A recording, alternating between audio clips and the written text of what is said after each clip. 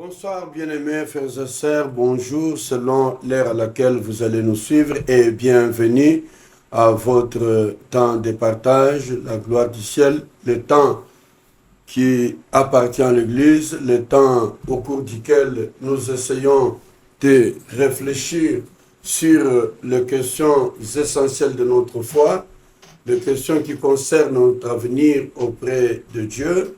Nous sommes heureux de nous retrouver et nous cheminons avec le Seigneur au cours de cette nouvelle année où le Seigneur nous a donné cette grâce de pouvoir partager ces choses. J'ai dit que nous aurons abordé des choses essentielles, mais j'ai voulu remémorer notre mémoire avec les promesses faites par la parole de Dieu sur ce que le Seigneur attend de nous dans l'avenir et ce que nous devons mener comme vie aujourd'hui. Nous avons commencé par vous partager les promesses qui sont faites par le Seigneur Jésus-Christ lui-même. Et ensuite, nous avons commencé à parler des promesses qui ressortent des enseignements des apôtres, et particulièrement l'apôtre Pierre et l'apôtre Paul, qui nous annoncent des choses essentielles de notre vie. En tout ceci, nous voulons alerter l'Église que le temps avance. Nous avons besoin d'être préparés à rencontrer notre Seigneur. Le moment, nous n'en avons toujours pas. Vous qui nous suivez, qui aimez Dieu, je voudrais que vous compreniez que certes qu'il y a la joie du monde, comme nous l'avions vu, la Bible dit, c'est l'apôtre Paul qui dit qu'il y a certaines personnes qui mettent leur plaisir à vivre selon les choses du monde, qui mettent leur joie dans ce qui fait leur honte, donc leur gloire. Il y en a qui travaillent pour leur honte, pour leur humiliation, qui oublient que nous sommes un peuple de Dieu et que la Bible nous parle de la création de l'homme, que nous avions été créés à l'image de Dieu. Et vous qui aimez Dieu, qui reconnaissez que vous êtes venus de lui, et que vous devez vous préparer à rentrer vers lui, vous savez du moins que votre cité est dans le ciel. C'est sur ce point que nous terminions notre tranche de la fois dernière, quand nous interpellions chacun de nous à comprendre que le moment important est arrivé où nous avons besoin de vivre la gloire de Dieu et marcher avec le Seigneur dans le chemin qu'il a tracé pour nous. Bien-aimés dans le Seigneur, bien-aimés frères et sœurs, amis du royaume des cieux, vous qui aimez le ciel et qui marchez avec le ciel, qui travaillez pour le ciel, je dis ceci, que l'apôtre Paul dans Thessaloniciens nous dit que nous qui sommes encore vivants sur la terre, nous sommes là pour l'avènement du Seigneur. L'avènement du Seigneur, c'est quoi?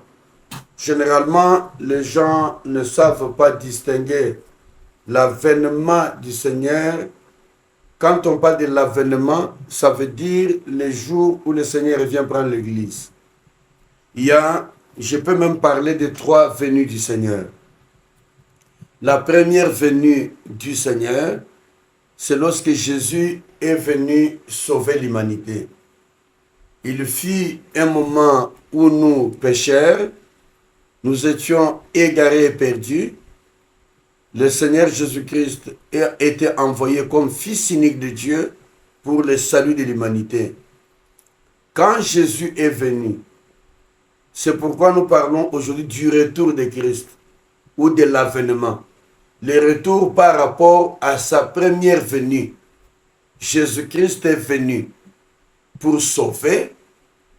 Et cette fois-ci, il revient pour prendre son peuple. Alors, pour la première fois, il est venu pour le salut des hommes. Il est né à travers la famille de Marie. Il est né comme fils dans la maison. Il a grandi, il est passé à la croix, il a porté le corps que nous avions pour que, portant le corps du péché, qu'il meure à notre place, de sorte que nous soyons sûrs que nous sommes pardonnés. Comment je suis sûr que je peux être délivré du mal? Comment être sûr que je peux être délivré du péché, être pardonné? C'est tout simplement parce que la venue de Christ a fait que Christ a porté dans son corps mon péché pour que mourant à la croix, moi je sois sauvé par sa mort.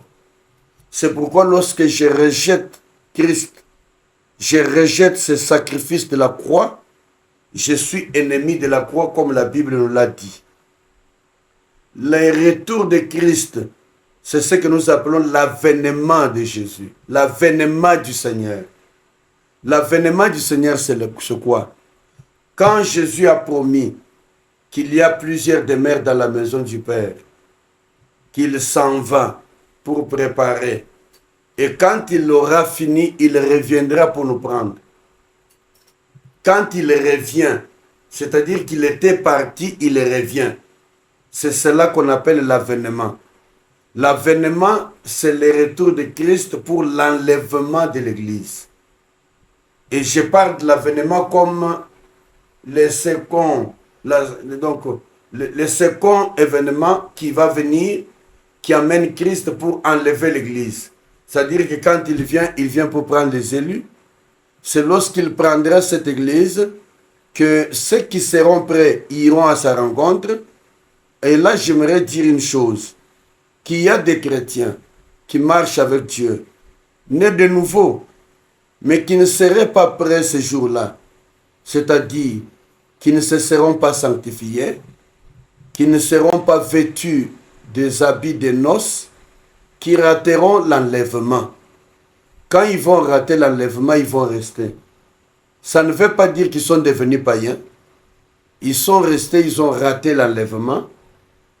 Ils font partie de ce que nous appelons église apostate, ceux qui ont raté parce qu'ils n'ont pas été trouvés prêts à la rencontre du Seigneur. Parce que la Bible dit, dans le royaume des cieux, en sa présence, il n'entrera rien de souillé, rien de péché et rien de mal.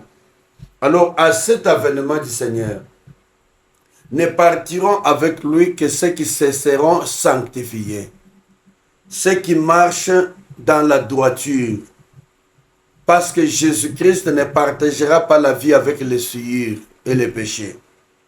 Donc, vous pouvez être enfant de Dieu. Vous pouvez être né de nouveau. Prédicateur de la parole de Dieu comme je l'ai fait là. Mais le jour que Jésus revient, vous ratez l'enlèvement. Tout simplement parce que vous étiez à ce moment-là dans le mal. C'est pour cette raison que la Bible dit, les morts en Christ, ceux qui sont morts en Christ. C'est-à-dire, il y a parmi les morts, il y a les morts qui ne sont pas morts en Christ et les morts qui sont morts en Christ. C'est pourquoi lorsque je suis appelé à prêcher aux obsèques, je tire l'attention de l'assistance sur cet élément. Ce n'est pas tout mort qui ressuscitera pour rencontrer le Seigneur. Ce n'est pas tout mort qui verra la gloire de Dieu. Je vous ai donné l'exemple de Lazare et ce jeune homme riche. Il y avait deux catégories de morts. L'un qui a marché dans la crainte de Dieu, l'autre qui a marché à sa manière. L'autre a eu ses mots, mais dans ces mots-là, il avait le Seigneur. L'autre a eu sa gloire et ses richesses. Sans le Seigneur, il l'a rejeté. Et ce jour-là, chacun savait vers où il allait. C'est comme cela que ceux qui meurent dans le Seigneur, c'est-à-dire au jour de leur mort, ils meurent dans la foi en Jésus. Parce qu'il y a des personnes qui sont perdues. Admettons que je sois pasteur, prophète, docteur ou évangéliste, comme qui sais-je encore, et qu'un jour, je me retrouve dans un hôtel avec une femme. Et que pendant que je suis avec cette femme en pleine pratique de ce péché-là, Christ venait. Ou bien, pendant que je suis sur cette femme, j'ai fait une crise, je meurs. Mais je suis pasteur. Dans quel état je suis mort? Dans la foi en Seigneur, mort en Christ? Quel sera mon sort? On ferme la parenthèse. Je parle des personnes qui sont vivants. Ils sont là pour attendre l'avènement du Seigneur. Quand le Seigneur vient, seuls ceux qui sont propres, qui ont lavé leurs robes, qui ont porté les robes de la gloire de Dieu, iront à sa rencontre. Ils le verront. Ils resteront toujours avec lui. C'est ce que la Bible dit.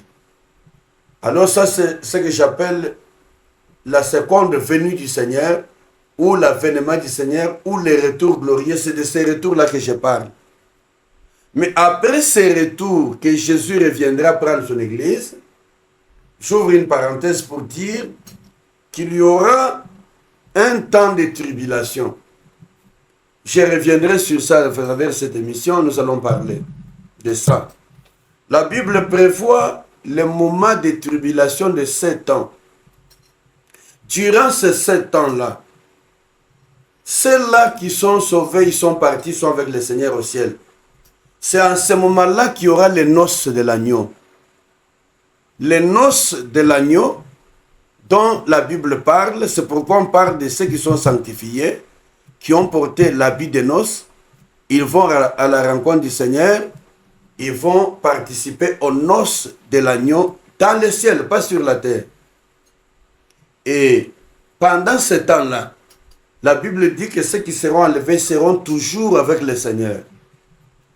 Les chrétiens apostats, c'est-à-dire des personnes qui ont chuté dans la foi, ils étaient chrétiens, mais ils ont abandonné la foi, ils ont rétrogradé par rapport à leur marche avec le Seigneur, où ils se sont livrés à des sales vies, ils ont raté l'enlèvement. Mais parce qu'ils étaient chrétiens, c'est de ces personnes dont on parle pendant le temps de la tribulation. On parle des saints, les personnes qui sont restées. Dans ce moment-là, il y a 2 catégories de saints. La première catégorie, c'est la catégorie des Juifs, des enfants d'Israël, les élus. Parce que le salut est en Christ. Tout celui qui n'aura pas reçu Christ ne sera pas enlevé. Quelqu'un m'a posé la question, alors que je présentais une émission sur le retour de Christ, comme je l'ai fait, parce que j'ai dit, depuis 2017, j'ai fait ces émissions que vous suivez. Il y en a plusieurs, il y en a déjà plusieurs que j'ai faites. Il y a peut-être des choses que j'ai dit, que je peux avoir dit dans d'autres émissions, que je répète, mais c'est juste pour nous permettre de comprendre encore davantage.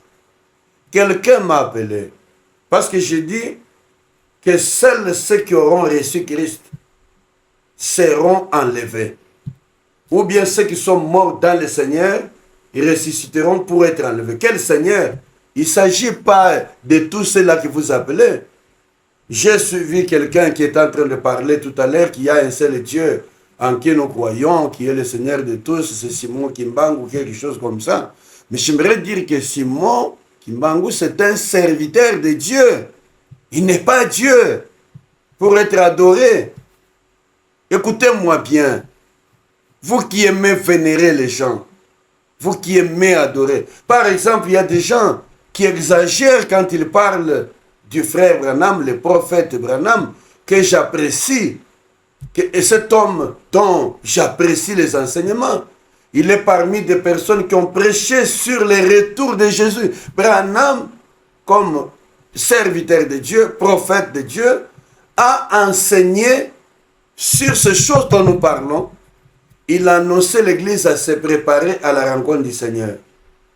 Mais comment pouvez-vous aujourd'hui dire aux gens de croire en Branham pour être sauvés? Il n'y a de salut en aucun autre que Jésus. Branham lui-même a cru en Jésus-Christ. Il annonce la bonne nouvelle. Je suis heureux de savoir qu'aujourd'hui, parmi certains frères du message, il y en a qui ont compris que le salut est en Jésus, que le frère Branham a annoncé Jésus-Christ, et c'est celui-là qui apporte le salut. Je dis ces choses, pas pour créer des polémiques entre des religions et des confessions, mais pour alerter les gens à comprendre que vous risquez de suivre des voies et vous retrouvez rejeté ce jour-là, le Seigneur vous dirait que je ne vous ai jamais connu. Il n'y a aucune religion, aucune autre foi qui peut sauver que la foi en Jésus-Christ. Pour ce frère ou ce bien-aimé qui a publié quelque part qu'il n'y a que le seul Dieu, c'est M. Kimbangu, et puis il a parlé du Saint-Esprit, quelque chose. Bon, je ne maîtrise pas cette doctrine parce que je ne suis pas kimbanguiste, mais je sais que Kimbangu, comme prophète de Dieu, il a prié le Seigneur. Il a annoncé l'évangile, la parole de Dieu. Il a cru en Jésus-Christ. Mais ce sont ces personnes qui sont venues après lui, qu'ils veulent faire de lui un Dieu, qu'ils veulent ériger une doctrine en son nom. C'est comme qui dirait, moi, Dieu merci, Mutombo, j'ai servi Dieu comme serviteur de Dieu, j'annonce l'évangile. Je suis responsable d'une église que je conduis. Après ma vie, tous les enfants que j'ai amenés au Seigneur érigent une doctrine, les moutombistes, pour dire que nous soyons un moutombo qui est Dieu. Non, je ne suis pas Dieu. J'annonce Jésus qui est Dieu. Je vous ai dit ici, ils ont dit dans la Bible, montrez-nous Jésus et cela nous suffit. Toute église qui n'annonce pas Christ mort à la croix, enseveli, ressuscité au troisième jour, qui est l'auteur du salut que nous avons, ne verra pas le royaume des cieux. Alors ceux qui sont en Christ, ce sont ceux-là qui verront le salut, qui seront enlevés à la rencontre du Seigneur. Alors tous ceux qui ont Christ, mais qui ont marché de manière indigne, qui n'ont pas été prêts, ce jour-là, ils ratent l'enlèvement. Ils restent sur la terre, ils passent par la tribulation. Il y a plusieurs doctrines. Une fois, j'ai tenu une conférence dans la ville de Mboujima, dans la province du Kassai oriental, sur ces choses dont je suis en train de parler, mais cette fois-là, c'était avec des serviteurs de Dieu. Nous sommes dans une conférence ensemble avec d'autres hommes de Dieu. Nous parlons de l'Église de Christ face au temps de la fin. Nous parlons des avertissements. Avertissements à l'Église par rapport au temps de la fin. Je crois qu'il y avait un homme, un docteur ou un apôtre qui a participé à cette conférence, qui m'a adressé une lettre, qui a eu des théories bizarres, parce que c'est pourquoi je dis qu'il y a des doctrines différentes. Il y a des personnes qui pensent que l'enlèvement de l'Église n'aura lieu qu'en pleine tribulation. Il y a des gens qui pensent que l'enlèvement de l'Église se fera avant les tribulations. Il y a d'autres personnes qui pensent que l'Église passera dans la tribulation et l'enlèvement viendra après la tribulation. Mais non, écoutez-moi bien. Le Seigneur ne permettra pas que son Église soit souillée. Il dit que ça sera de même comme ce fut au temps de Noé. En fait, l'enlèvement, c'est quoi? Il y a un moment où Dieu jugera le monde. Dieu fera passer les gens à des moments de souffrance. Maintenant, pour qu'ils passent pendant ce moment de souffrance, il enlève, il soustrait les siens pour qu'ils ne participent pas à cette souffrance-là. C'est comme ça que la Bible dit, il en sera comme au temps de Noé. Qu'est-ce qui s'est passé au temps de Noé? La Bible dit que les gens mangeaient, ils fêtaient, ils se mariaient leurs enfants, faisaient des fêtes, faisaient tout ce qu'ils faisaient. Mais dans l'entretemps, le Seigneur avait divinement averti Noé qu'il y aura le déluge. Le déluge comme étant un jugement qui va être fait sur la terre. Mais comme Dieu prévoyait de juger le monde, il ne va pas mêler le monde avec les saints. Il ne va pas mêler le monde avec son église. Il va soustraire son peuple. C'est comme ça que divinement il a averti Noé que Noé construise l'arche et que lorsqu'il aura fini de construire cette arche, qu'il lance un appel. Ceux qui obéiraient et qui entreraient dans l'arche seront sauvés. Donc Dieu sauvera son peuple. Il ne permettra pas que son peuple coule avec les autres. C'est comme cela. Parce que tel est le cas. L'enlèvement ne peut pas se faire après la tribulation.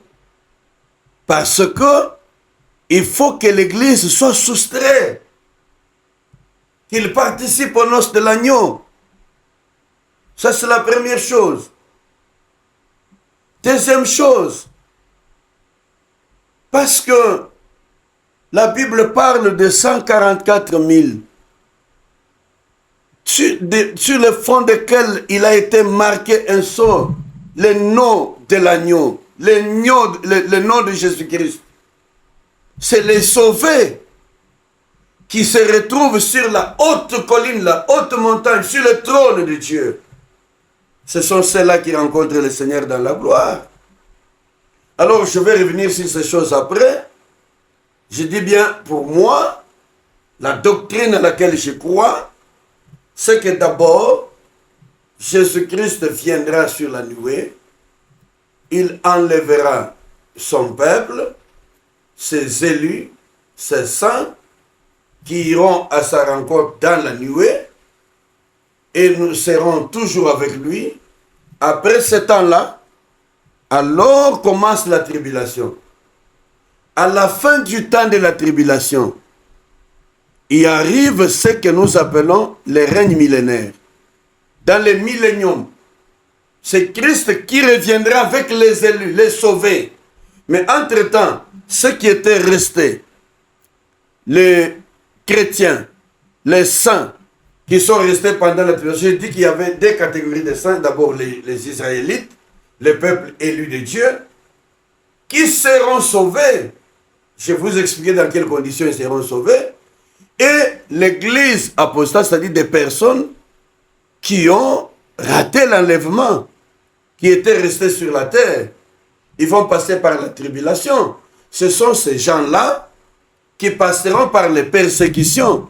Cette tribulation de 7 ans, qui connaîtra des temps, 7 ans, qui va connaître des temps, 3 ans et demi, durant lesquels Israël fera alliance avec l'Antéchrist, qui protégera Israël, et après, ils se relèveront contre Israël. Mais pendant ces premiers moments, la première phase de cette période, les chrétiens qui sont restés connaîtront la persécution, la tribulation.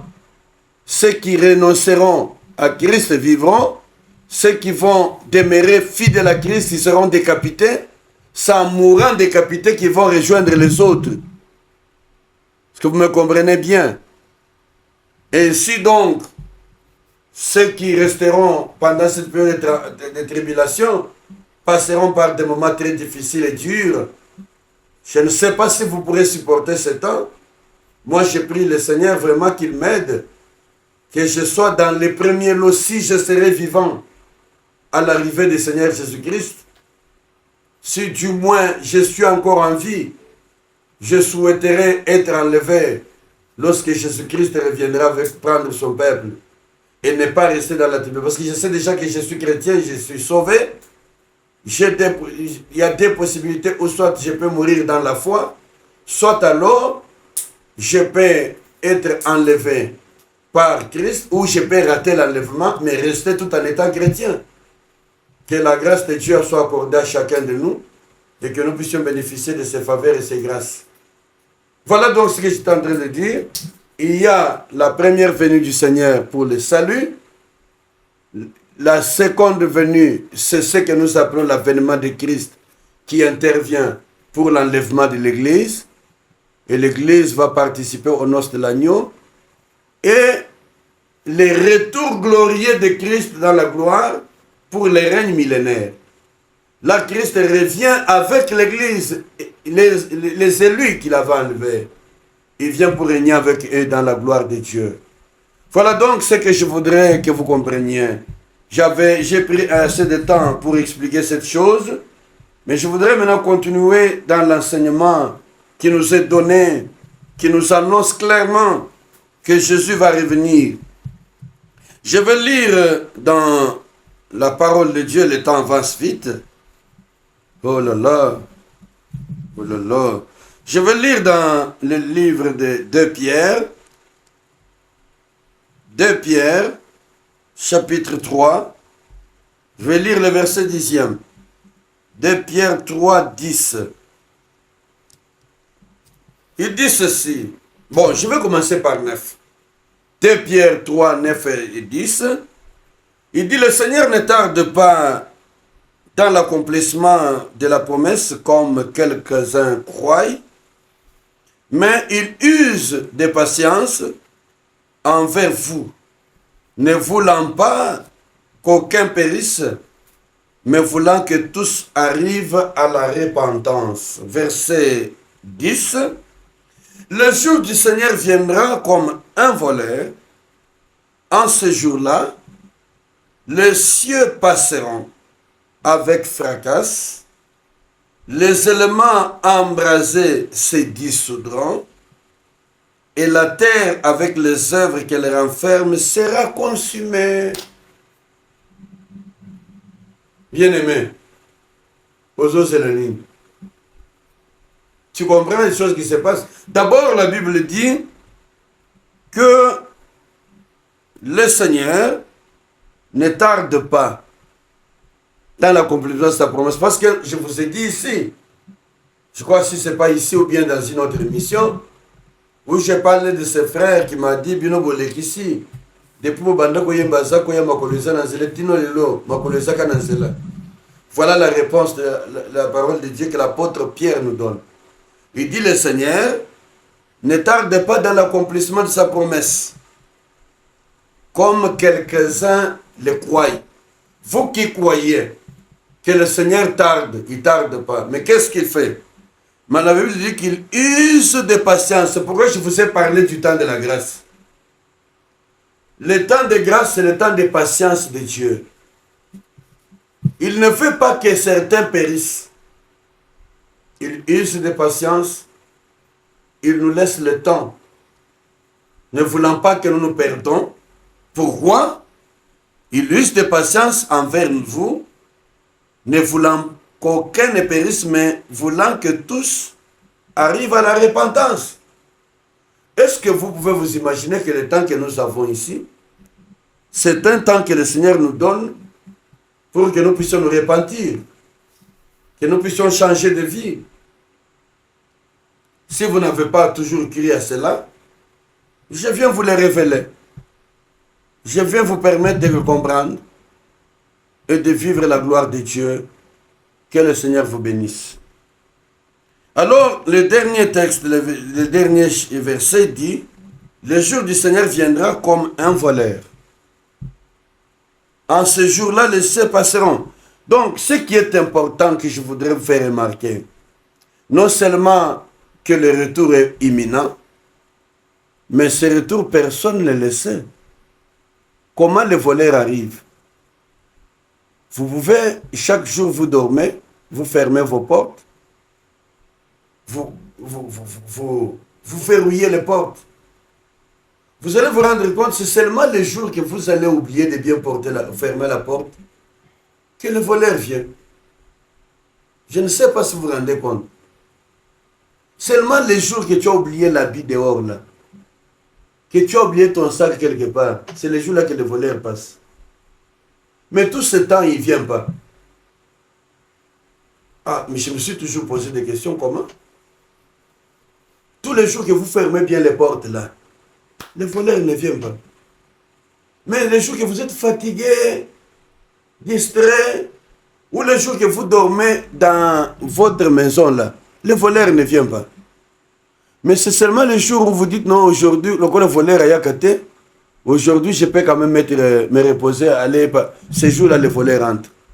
C'est comme ça que l'apôtre Pierre prend l'exemple de l'arrivée du voleur. Pourquoi il nous donne cela? C'est pour que nous soyons préparés à être vigilants. Nous sommes donc appelés à la vigilance. La vigilance. Il dit, il vient comme un voleur. Et il n'annonce pas.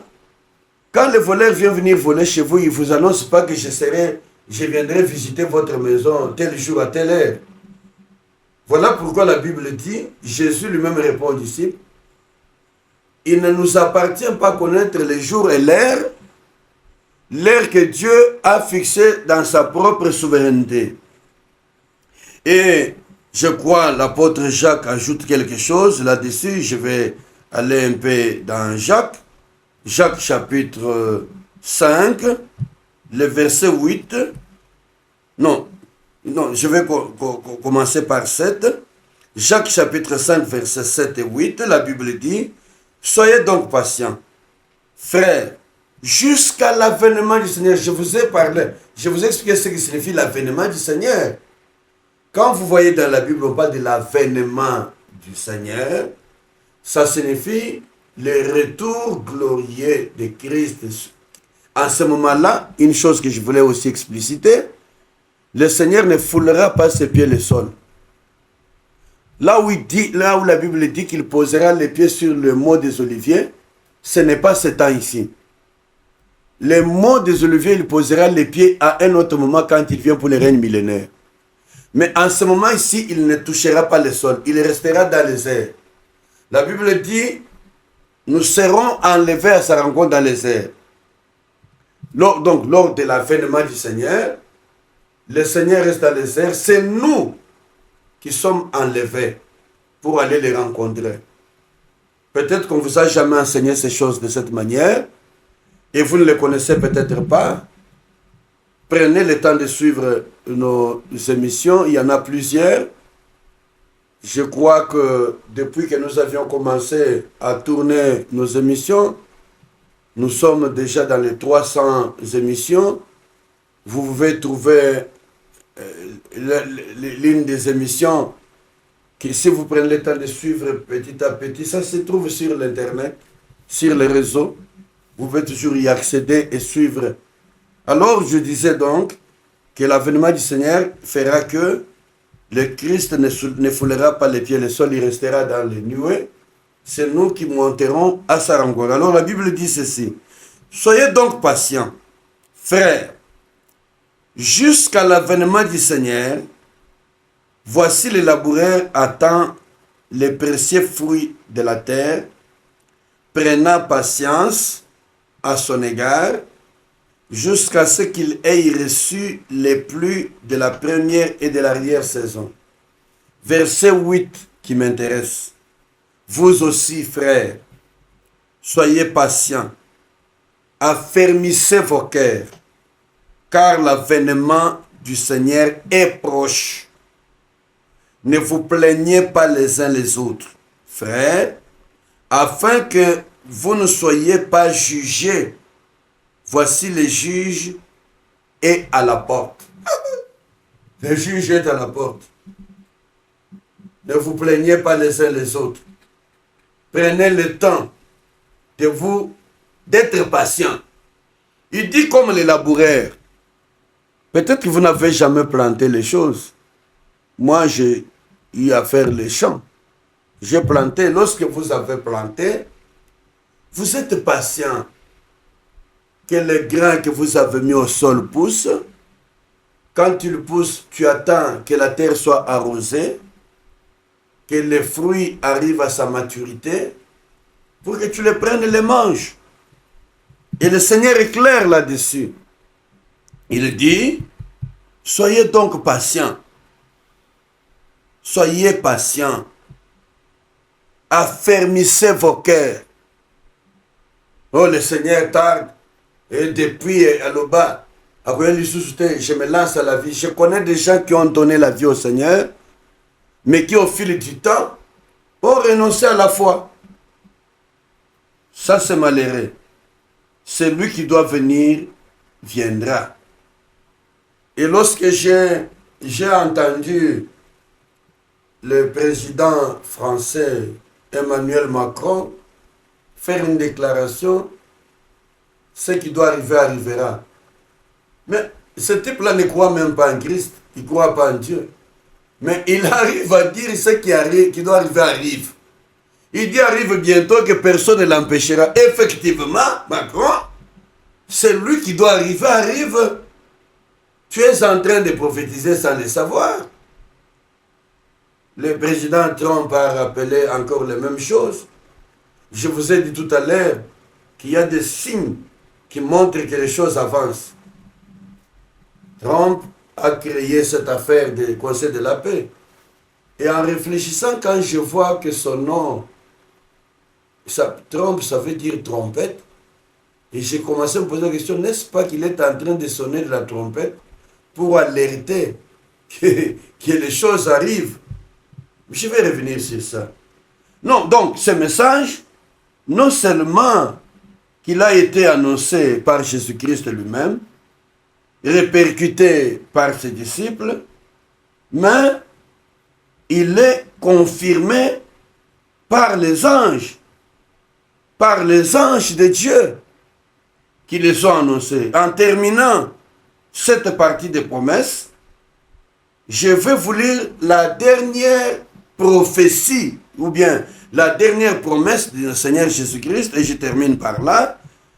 Et puis, semaine prochaine, nous commençons d'autres choses. La dernière promesse de Jésus, je vais la prendre dans les livres d'Apocalypse. Apocalypse, au chapitre 22e. Je vais vous décortiquer l'Apocalypse après.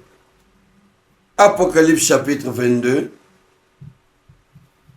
verset 20. La Bible dit ceci: c'est lui qui atteste ces choses dit, oui, je viens bientôt. Amen. Viens, Seigneur Jésus. Oh là, on dit c'est lui qui atteste, c'est Jésus lui-même. Oh, ça c'est merveilleux. C'est merveilleux. C'est terrible ça. Ça me fait du bien. Mais, toujours chapitre Apocalypse 21, 21 verset 7 dit, celui qui vaincra héritera ces choses. Je serai son Dieu, il sera mon fils. C'est merveilleux ça, n'est-ce pas? Et le verset 7 de l'Apocalypse 22 dit ceci: et voici, je viens bientôt. Heureux celui qui garde les paroles de la prophétie de ce livre.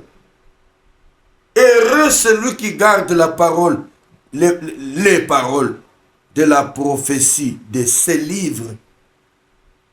Qui garde les paroles de la prophétie? C'est celui qui sait que Jésus vient bientôt, qui se prépare, qui est debout et qui attend l'avènement du Seigneur. Et en conclusion, Jésus, à la fin du livre d'Apocalypse, donne sa dernière promesse. Il dit, dans Apocalypse 22, 20, Jésus dit, c'est lui qui atteste ces choses, c'est Jésus. Je vous ai toujours dit que l'Apocalypse, c'est la révélation du Seigneur Jésus-Christ que Dieu a donné à ses serviteurs pour leur faire connaître les choses qui arrivent. Et dans ces événements des choses qui arrivent, la principale action, le principal événement, c'est l'arrivée de Jésus. Et la Bible dit, c'est lui qui atteste ces choses et dit, je viens bientôt. Il dit, je viendrai, je viens. Oh! Oh!